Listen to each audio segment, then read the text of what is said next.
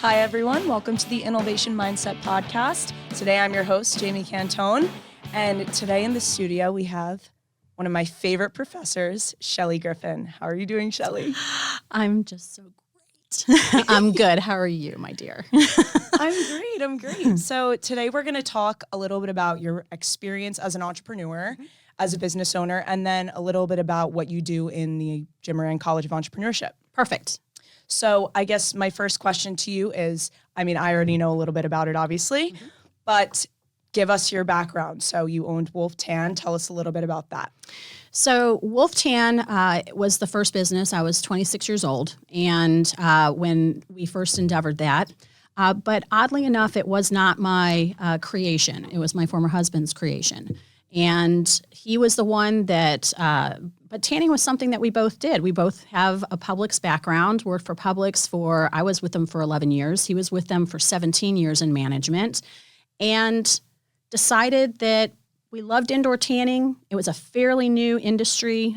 We were living in the Atlanta market because Publix had just moved into the Atlanta market back in the early 90s, and got a wild hair, and he decided, you know what? With some further exploration, decided that this was a thing that he wanted to do. And he went to Florida State University, go Noles, and was very excited about coming to Tallahassee. He flew down here, did a little exploration as far as competition.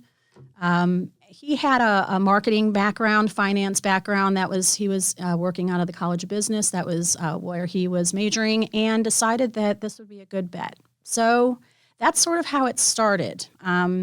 Where I stepped in was when we did everything wrong up to that point, opening at the wrong time, trying to get ourselves through that first summer, trying to market our ways and get students to come, waiting for that fall to get here when recruitment started. And then that was in 96, and in 97, my beautiful daughter was a surprise. So one of us had to get a job. So I had retired from Publix, and he ended up going and working in sales. So he was very, very good in sales, and ended up selling radio here locally. And Wolf Tan became my baby at that point, my second baby at that point. And then from there, we just grew it. So I can't say that I've always had that entrepreneurial spirit. I can't say that it was something that I was just craving to do. It was something that I sort of fell into. And so here we are. 18 years later, I was able to sell Wolf Tan. So I'm very, very grateful for everything that Publix taught me. And I'm grateful, because my undergrad degree was not conducive. There was no business classes whatsoever. And so I had to learn as I went. And it was a sink or swim, situation. So yeah, definitely. So I guess my follow-up question to that is, so you and your former husband were in this together. Yes. And can you explain a little bit about what your role was in the company, and versus what his role was, and how you played to your strengths? My strength, having worked for Publix, was always working with people. So I always knew that working in the operational side was going to be my strength. So when he started working outside of the business, his contribution, if you will, was more behind the scenes, expansion, construction, those sorts of things as to where we were going to put our next site. I was more day-to-day operation. And so from there, that's where I took off, working with bringing on part-time help, trying to take care of scheduling and everything that kind of goes into the day-to-day operation of any business. So it was, but playing to those strengths of what I learned working for Publix. And I will always say that it's always best to work for another organization. You'll never understand how much you actually take away, whether it's good or bad. You'll take away something from working from another organization that has resources to train you, that has resources to offer you as an individual, and the growth potential that you get from that. And then you can take that with you as you grow. So awesome. So I guess my next question would be sticking with Wolf Tan. Yeah. I know that in one of my classes with you, you talked about how you were debating on turning it into a franchise. Yes. Can you talk about a little bit about your decision in not going forward with that?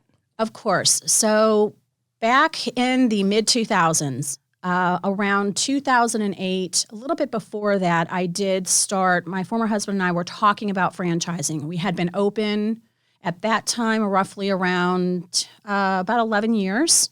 Thought we had a good process going, had multiple locations at that point, talking to another individual about putting a franchising package together because we thought, gosh, this might be a really neat way to expand the business, not necessarily have to be there day to day. Right. But we had rules and guidelines. We already had all of the manuals and employee manuals, et cetera. We had all those things. The problem was there was a lot of, as we've talked about in class, there was a lot of forces coming toward us, mainly with legislation. And in 2008, there was legislation, proposed legislation here in the state of Florida, where they wanted to ban indoor tanning for anybody under the age of 18 without a doctor's prescription.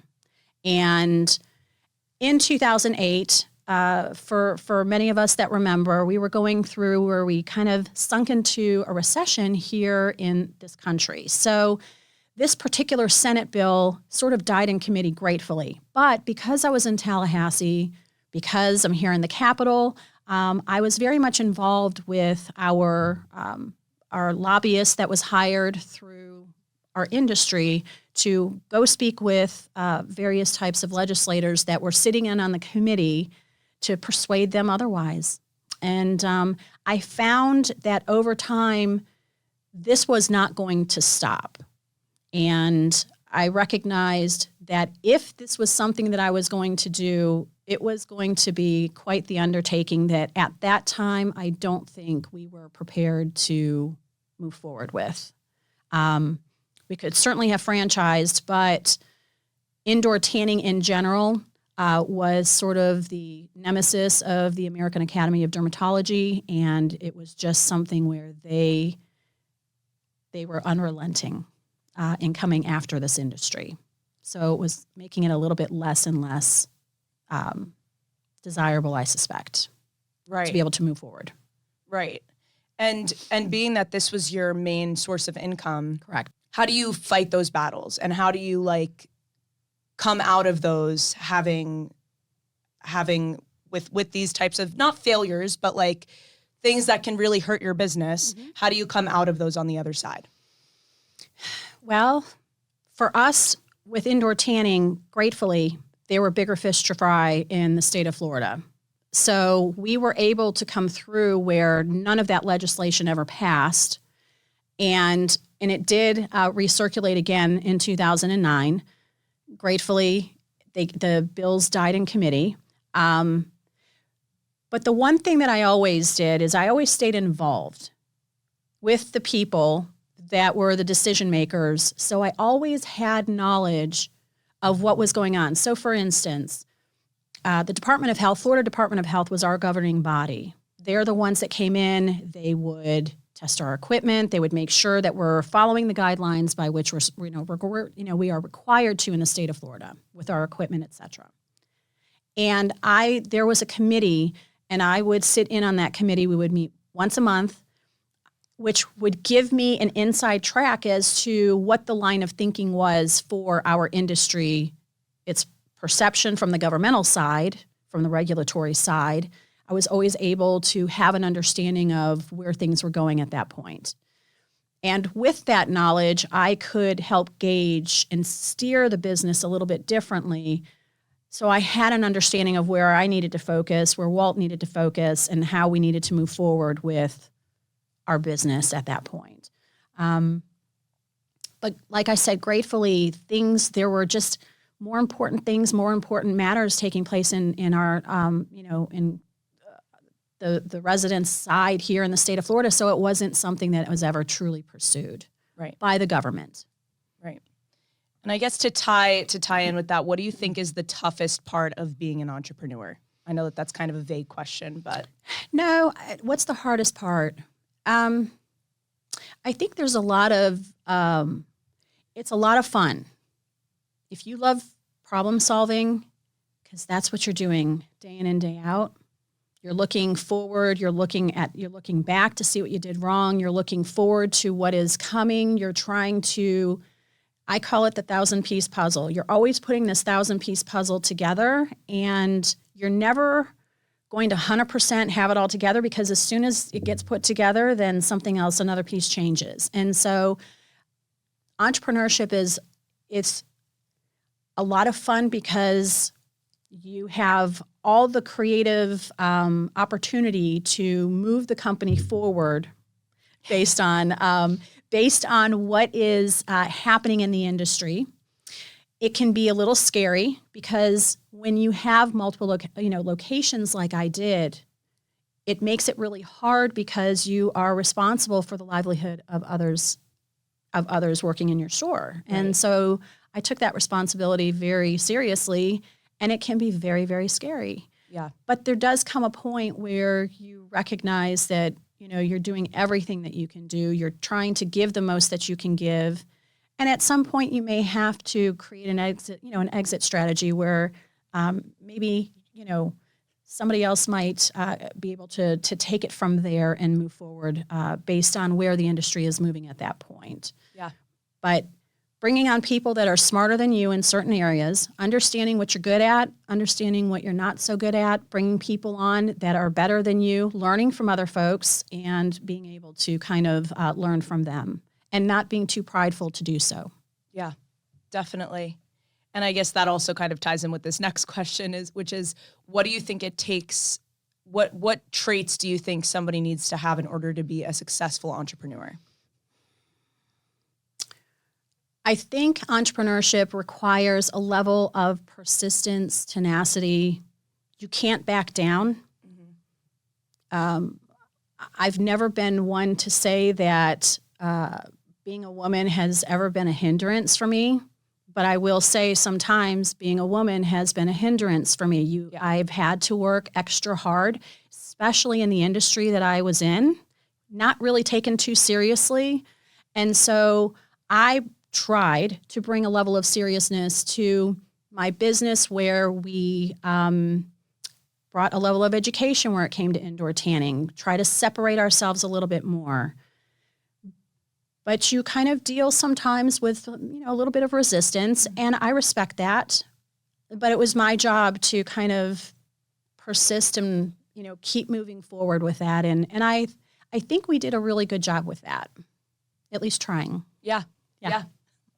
And so now transitioning out of that, your entrepreneurship experience, and I guess transitioning into now you're teaching entrepreneurship, mm-hmm. What do you think is the best way to teach entrepreneurship? Obviously you are a professor in the college, but do you think it's possible to fully teach entrepreneurship?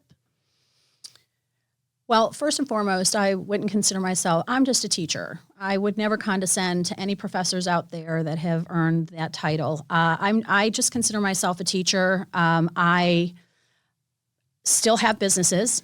I still love my businesses. I have 2 of them currently. So what I try to put out there in teaching, there was a wonderful friend of mine that initially got me involved with teaching as a guest lecturer, Tim Kinney out of the College of Business here at Florida State University. And it was such a privilege to be able to teach on a guest lecture basis with him. I did it for a few semesters, and he was just incredible. And I recognized, wow, this would be a really lovely thing to do. And so with that, I knew, though, however, I only had a bachelor's degree, I was going to have to go back to school. So once I was able to do that and kind of segue, Dr. Fiorito was very gracious. Dr. Dean Hanna over in Panama City, they were very gracious. Each gave me a class as soon as I graduated out of college. And connections are a big thing. Because there was one of our professors here in the Panama City campus that actually tanned with me at Wolf Tan. And he saw my resume come through and he remembered me. Yeah. And so I'm telling you, these connections really make a difference moving forward. And Brian Baber was amazing to me, and he connected me with Dean Hanna. Dr. Fiorito was gracious enough to give me one class as well. So with that, moving forward, what is it like teaching? I want to make sure I'm answering your question. What is it like teaching, or is it how do you think is the best way to go about teaching entrepreneurship, being that it's such an experiential like job and occupation to have? I think that obviously you have to do it in some capacity. I think you can be entrepreneurial without necessarily having your own business per se, right? Being entrepreneurial is finding ways to get things accomplished, finding innovative ways to manage things. And I think that students are very entrepreneurial, especially, and I always use this, when students are trying to come into Florida State University, you have to kind of have an unfair advantage somehow, some way, because statistics just came out. We had over high 70,000 applications for new incoming freshmen. FSU only admitted, 17,000 perhaps, somewhere around that range. And they may only have a class of 6,600 students out of 79, close to 80,000 students. Somehow, some way, those 17,000 had to stand out somehow, some way. They figured it out. Okay, they figured it out. And entrepreneurially, you have to figure things out. You can't give up.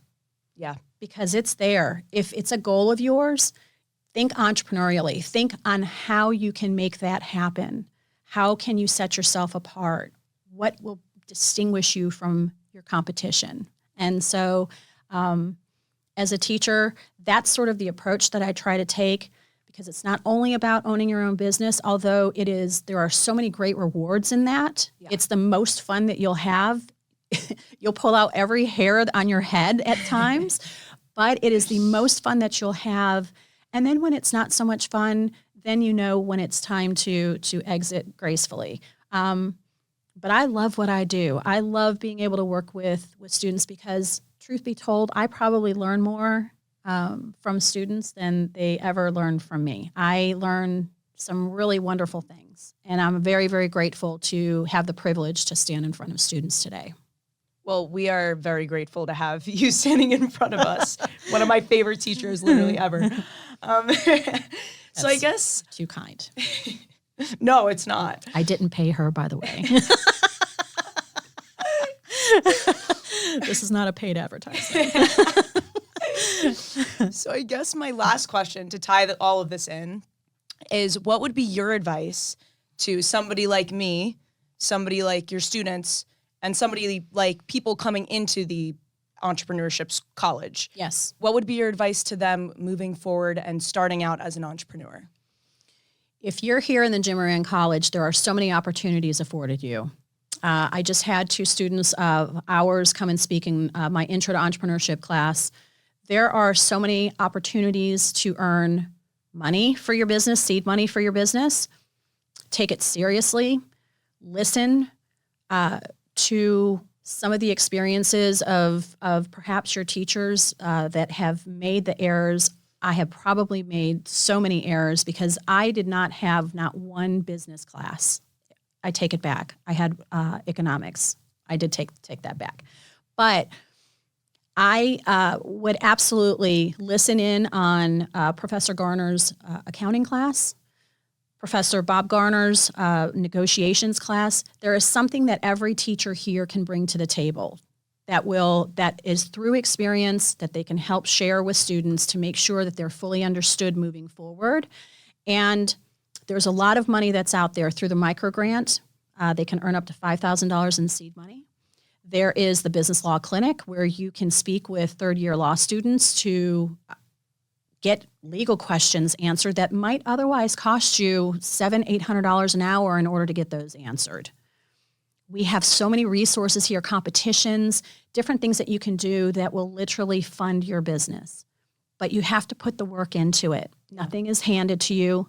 Life is going to be unfair, and everything isn't always going to be easy.